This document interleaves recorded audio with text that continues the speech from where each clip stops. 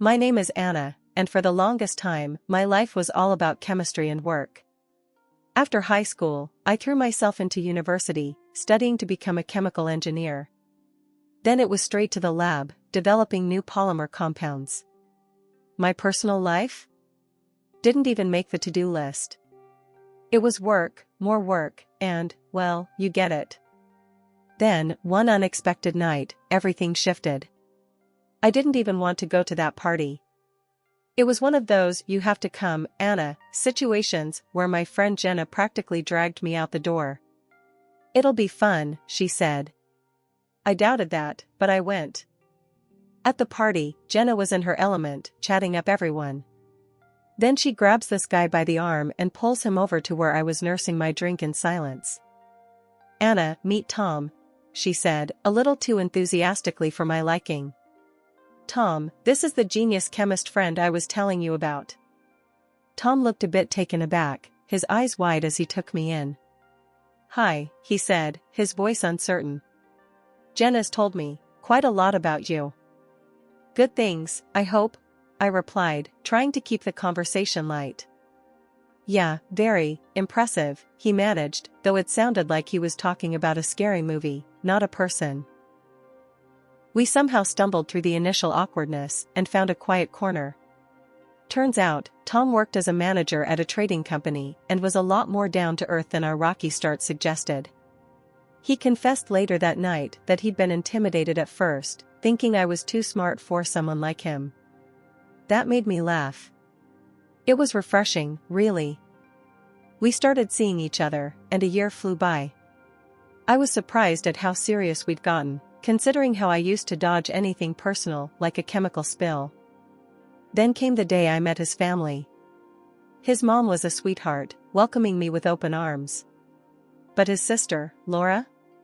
A different story. Right from the start, she looked at me like I was a problem she hadn't figured out how to solve yet. During dinner, I tried to make conversation, asking her about her interests. She just smirked and said, "So, you're the chemist? You cook up stuff in the lab, and now you're here to cook my brother's brain?" I was taken aback, but managed a weak smile. I prefer to think I enlighten minds rather than cook them. Ethan, trying to cut the tension, jumped in. "Laura's always been protective of me," he explained. "She's not easy to win over, but don't take it personally." As if on cue, Laura leaned over and whispered loudly enough for me to hear, "No one's good enough for my brother, remember that." Despite Laura's cold reception, Ethan and I got engaged and planned a modest wedding. On our wedding day, Laura's attitude was even more brazen. She rolled her eyes during our vows, snickered during the speeches, and complained loudly about the food and decorations. A couple of months had passed since Ethan and I said our vows. Just as we were settling into our new life, his mother, Mrs. Johnson, took a bad turn. Her illness baffled the doctors, no one could pinpoint what was wrong. She was confined to her bed, her body partially paralyzed, plagued by severe headaches and kidney pain. Ethan suggested that I move into their family home to help care for her, and given my fond relationship with his mother, I agreed without hesitation. From day one, the reality of our situation hit hard. Mrs. Johnson was in a bad way, rarely leaving her bed, and I took on much of the caregiving alongside Ethan. I bathed her, helped her change, and gently combed her hair, which, distressingly, came out in clumps more often than not. One evening, while Ethan was downstairs sorting through some bills, I broached a delicate subject with him in the kitchen. "Ethan, your mom's condition is worsening. Don't you think a nursing home with professional care might be better for her?" I suggested, hoping he'd see the sense in it. Ethan rubbed his forehead, the weight of the world seeming to press down on him. "I know, Anna, I know it's bad. But Laura, she's adamant about keeping Mom here. She says a nursing home would just make things worse." I sighed, my hands clenching in frustration. "But isn't it worse for her to suffer here without proper medical care?" Before Ethan could reply, Laura walked into the kitchen. Her presence was always like a storm brewing. "I heard that, Anna. You think you know better than us? My mother stays where she is," she snapped, her eyes flashing angrily. Realizing this wasn't a battle I could win today, I backed down. Okay, Laura. I didn't mean to upset you. I just hate seeing her like this. After Laura left, Ethan whispered a tired apology. I'm sorry. Laura's been through a lot. You know, with her husband passing and everything. She's not herself. Yeah, I get it, I replied, though I felt a bitter edge to my words. But it's not just about what she wants. It's about what's right for your mom. Ethan nodded, looking equally torn. I know. Let's just give it some more time. Maybe she'll come around. Time passed slowly after that conversation. Days turned into weeks. I spent hours by Mrs. Johnson's side, watching her struggle with every passing day. Her room became a world unto itself, filled with the sounds of her labored breathing and the soft hum of the medical equipment that seemed to multiply with each week. Laura's resistance, Ethan's indecision, and the daily sight of Mrs. Johnson's suffering weighed heavily on my heart. Moving in here, I had hoped to make things better, to be a part of the family in every way that counted. But as each day passed, I felt more like an outsider fighting an unwinnable battle, clinging to the hope that somehow, someway, I could make a difference in this house that had become my home. Living with Ethan's family was proving to be more of a challenge than I'd ever expected. My relationship with Laura was especially tense. She always found something to criticize about me, and it didn't help that Ethan rarely stood up for me in these conflicts. One afternoon, I was in the kitchen trying to prepare a meal that Mrs. Johnson could easily swallow.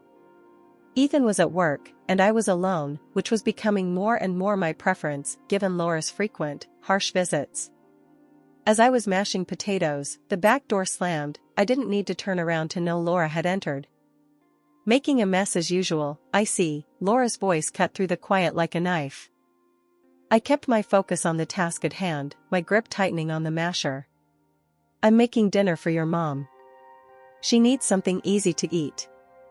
Laura scoffed, leaning against the counter and watching me like a hawk. You think you're some kind of saint, don't you? Always hovering, always playing the devoted daughter-in-law. Makes me sick. I placed the bowl down with a little more force than necessary. I'm not trying to be a saint, Laura. I'm trying to help. Oh, cut the crap, Anna. We both know you're just waiting for her to kick the bucket. Playing the grieving widow ahead of time, are we?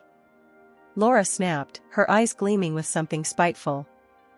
It was another regular Sunday dinner when the tension hit a new high. Laura had just breezed into the dining room, fashionably late as usual, wearing a bright red dress. As we sat down to eat, Laura started right in, like she was waiting just for that moment. Really, Anna, must you always work so late? It's like you don't care about being a part of this family at all. I kept my eyes on my plate, trying to stay calm. I do my best, Laura. My work demands a lot. Unlike you, who doesn't even know what it's like to work. Ethan, who had been silent up until then, finally spoke, though not in my defense.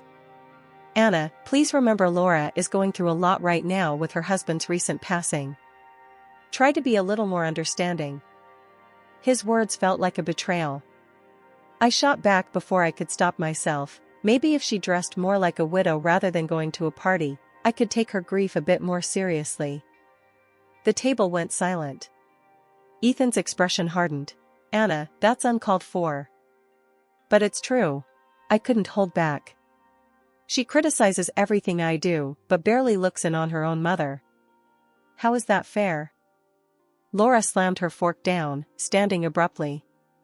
How dare you judge my grieving process? You have no idea what I'm going through. Ethan rubbed his temples, clearly frustrated. Anna, can we talk about this later? Please, let's just finish dinner. I nodded, tight-lipped, and we ate the rest of the meal in uncomfortable silence. After dinner, I tried to clear the air with Ethan, but it was clear his patience was wearing thin. Anna, I know it's hard, but you have to try harder with Laura. She's my sister. She's family. And what am I? I asked, my voice barely above a whisper. You're my wife, and I love you, but Laura's been in my life a lot longer. You two need to sort this out. I felt alone, truly alone, even though Ethan was right there. It seemed like no matter what I did, it would never be enough for Laura, or, it seemed, for Ethan. 2 months had passed in a blur of daily routines and silent meals until the day we lost Mrs. Johnson. Her death was both a shock and a sorrow that gripped the household, pulling us all into a deep, somber state. Ethan was devastated, his grief palpable and heavy. At the funeral, under a dreary, cloud-filled sky, the tension that had been simmering between me and Laura finally boiled over. As people quietly murmured their condolences, Laura cornered me by the old oak near her mother's grave. "This is your fault, you know," Laura hissed, her eyes sharp and accusing. "If you had cared for her properly, she'd still be here." I felt a flash of anger, but I kept my voice steady. "Laura, I did everything I could. She needed professional care, more than what we could give at home." "Excuses, just excuses," Laura snapped back, her voice low but fierce. "You just didn't want the burden, did you?" I tried to keep calm, but her words stung. "That's not true, and you know it. I cared for your mother every day." Laura scoffed, shaking her head before storming off. The days that followed were filled with quiet mourning. I tried to give Ethan the space to grieve, but the house felt colder, emptier. While tidying up Mrs. Johnson's room one afternoon, I stumbled upon some old medical documents tucked away in her desk. Curiosity got the better of me, and I began to read through them. According to the files, Mrs. Johnson had been in excellent health just a year ago, but her condition had deteriorated rapidly, leading to the failure of several organs all at once. Later that evening, I brought it up with Ethan. "It's odd, isn't it? Her health declined so suddenly. And it says here multiple organ failure was the cause." Ethan, still looking tired and worn from the days of grieving, nodded slowly. "Yeah, it's strange. The same thing happened to Laura's husband. He also had multiple organ failures." A chill ran down my spine as I remembered something from my chemistry classes. "Ethan, both your mom and Laura's husband had severe hair loss before they passed, right?" He looked up, puzzled by the direction of my question. "Yes, that's right. Why?" I hesitated, the implications swirling in my head. "It's just, severe hair loss can sometimes be a sign of thallium poisoning." "It's a stretch, but..." Ethan cut me off, his voice a mix of disbelief and irritation. "Let's not go down that road. It's been tough enough without adding wild theories into the mix." I nodded, agreeing outwardly, while inwardly I couldn't shake the uneasy feeling the coincidence gave me. But I knew better than to push it further. Ethan was already on edge, and my accusations, or even suspicions, could drive a wedge too deep to remove. It started like any other morning, except for the moment I ran my hands through my hair and felt a clump come away with my fingers. Staring at the strands in horror, my mind raced. I knew something was terribly wrong. Frantically, I headed to the lab at work, my heart pounding as I ran tests on myself, a procedure I was all too familiar with but never thought I'd use in such a personal emergency. The results were as chilling as my suspicions, traces of thallium in my bloodstream. Rushing home, I confronted Ethan, my voice trembling with fear and urgency. "Ethan, I found thallium in my blood. Someone is trying to poison me." Ethan stared at me, his expression morphing from confusion to disbelief. "You're being paranoid, Anna. You're seeing conspiracies where there aren't any." Before I could argue, Laura walked into the room, having overheard our conversation. "Oh, please. You work in a lab, Anna. For all we know, you could have brought that poison home yourself. Maybe you poisoned Mom," she snapped, her voice dripping with accusation. I was aghast, the room spinning around me as her words sank in. Ethan's face darkened, his eyes narrowing. "I can't do this anymore, Anna. You're too dangerous to be around. I want a divorce." My world crumbled in an instant. Laura smirked triumphantly. "You heard him. Get out of our house."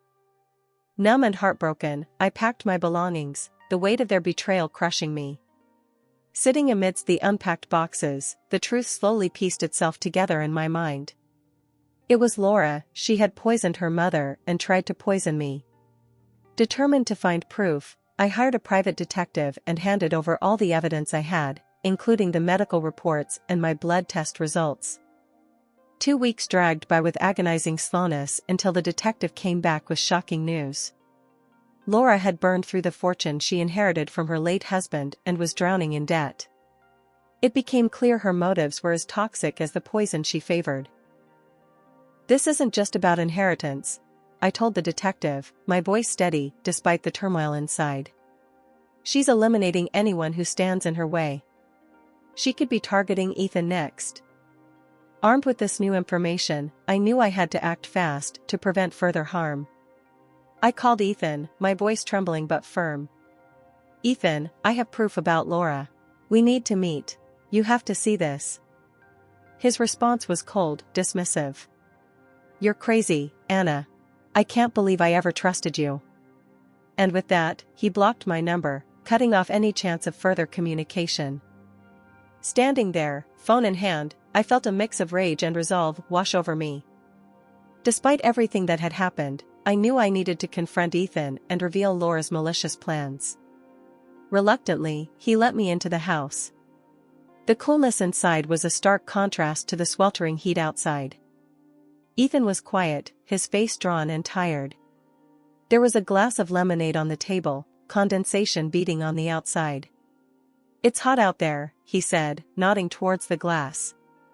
"Here, have some lemonade." Thirsty and distracted by the tension, I took a few sips. Almost immediately, my stomach churned painfully, a sharp stab that doubled me over. "Ethan," I gasped, clutching my abdomen. "Where did this lemonade come from?" "It's just lemonade. Laura made it. What's wrong?" His brow furrowed, a mix of concern and confusion crossing his face. "The lemonade, it's poisoned," I managed to say between sharp breaths. "Laura's trying to kill us for the inheritance." Ethan's expression shifted from concern to disbelief. "You're out of your mind, Anna. I'm tired of these crazy theories about Laura trying to kill someone." I was desperate, the pain overwhelming. "Please, Ethan, you have to believe me. Call 911. As I spoke, my vision began to blur, and I felt myself slipping towards the floor. The cold tiles were a harsh welcome as I hit them, semi-conscious, barely aware of my surroundings. Just then, Laura walked in, catching the tail end of our conversation. She looked from Ethan to me, lying helpless on the floor, and a smirk twisted her lips. "Really, Ethan, she's losing it. Making up stories even now," she said, her voice dripping with disdain.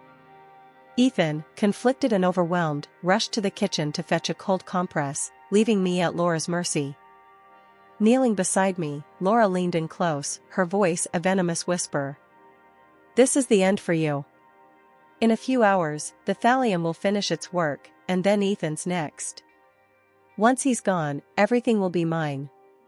Her words were the last thing I heard before darkness enveloped me, pulling me into a deep, silent void. I awoke in the sterile brightness of a hospital room, the beeping of machines by my bedside punctuating the quiet. My mind felt foggy, memories of the last few days tangled like a ball of knotted yarn. The sharp pain in my stomach had subsided, replaced by a dull ache that seemed to echo deeper, reaching beyond the physical. The nurse, seeing me stir, came over with a reassuring smile. "You're in the hospital," she explained. "You've been out for days, but you're safe now." "Did anyone come with me? My husband, Ethan?" My voice was hoarse, the words scratching their way out. She checked her notes, her expression neutral. "No, you were brought in by an ambulance alone. But your husband did call 911, even though there was some resistance, apparently." A doctor came in next, flipping through my chart with clinical detachment. "You're lucky to be alive. We managed to remove the thallium from your system in time. A few more hours and—" He didn't finish his sentence, but he didn't need to. As the reality of the situation settled in, I felt a mixture of relief and an overwhelming sense of betrayal. I was saved, yes, but at what cost? Ethan's absence spoke volumes, and the hurt from it gnawed at me. Later, 2 police officers walked into the room. Their faces were stern, their notebooks ready. "We understand you took matters into your own hands when you suspected poisoning. That was risky. You should have come to us as soon as you suspected something." Shame washed over me. He was right. I had been so caught up in proving Laura's guilt, I hadn't considered the dangers of facing her alone. "I know," I admitted, my voice barely above a whisper. I needed proof. I thought I could handle it." The other officer softened slightly. "Well, your actions did lead to uncovering the truth.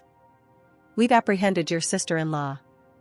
It turns out she did poison her husband and your mother-in-law with thallium. We exhumed their bodies and confirmed it. She's facing multiple charges now." Their words were a cold comfort. Justice might have been served, but the cost was etched deeply into my heart. The officers thanked me before leaving, their steps echoing down the hall long after they were out of sight. Recovery was slow, and with it came the realization that the next steps were mine alone to take.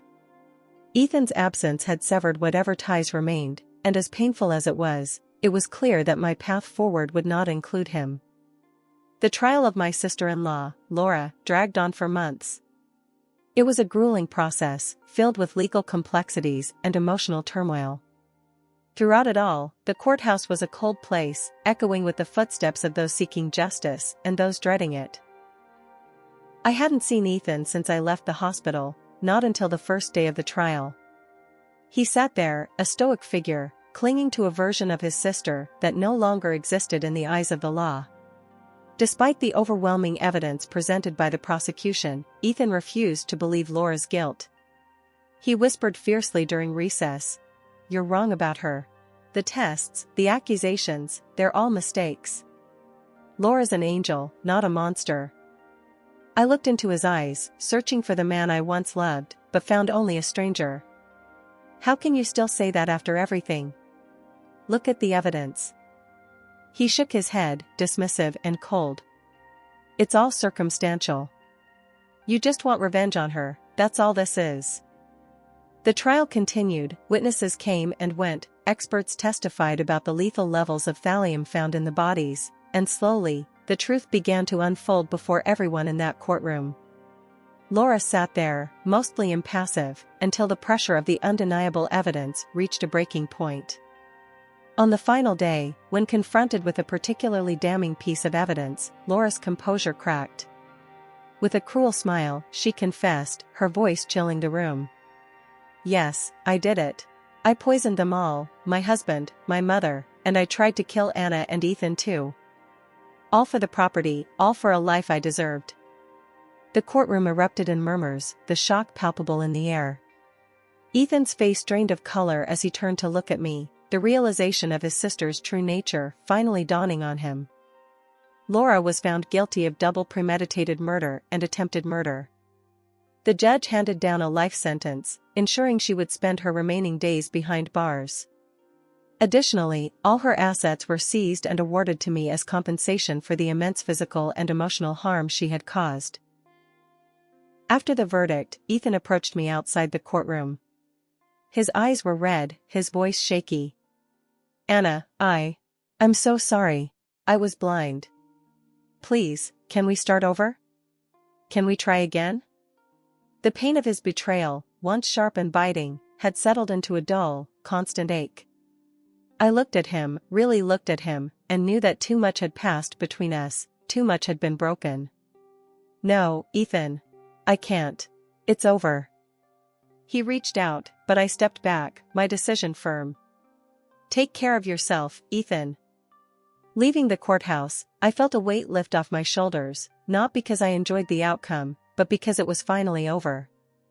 The battle was done, and justice, though it came at a steep price, was served. My recovery was slow, a process of rebuilding what Laura had tried to destroy. Physically, the poison had left its mark, and emotionally, the scars ran even deeper. I underwent treatment, attended therapy, and slowly pieced my life back together in a new apartment, far from the house that once promised a shared future with Ethan. Now, living alone, I work on forgetting, on healing. Some days are harder than others, the memories of betrayal and poison haunting me like ghosts of a past life. But each morning, I wake up and remind myself that I survived, that I am free from the web of deceit that once threatened to claim my life.